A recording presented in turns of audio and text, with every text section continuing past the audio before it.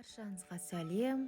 Ерекше кешкі ас дайындаймыз. Міндетті түрде жасап көріңіздер, өте дәмді болып шығады. Алдымен жылы суға тұз, қант, разрыхлитель, дрожж және ұнды салып, жұмсақ қамыр илейміз. Бетін жауып 2 сағатқа қалдырамыз. Көтерілгеннен кейін барып 12 не 15 бөлікке бөлеміз. Оқтаумен жайып, бетіне сары май немесе күнбағыс майын жағамыз.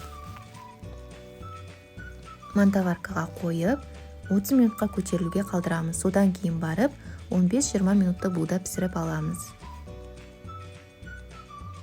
Етімізді қуырып, кішкене бетіне пияз, дәмдеуіштер, соя тұздығы, томат пастасы және кішкене су құйып, бетін жауып, астын басып, 30-35 минутқа қалдырамыз. Кейін морковты саламыз. Кішкене су құйып, бетін жауып, 5-6 минутқа қалдырамыз. Одан кейін болгар бұрышын салып, чеснок және қажет болса тұз саламыз. 1-2 минутқа қалдырамыз.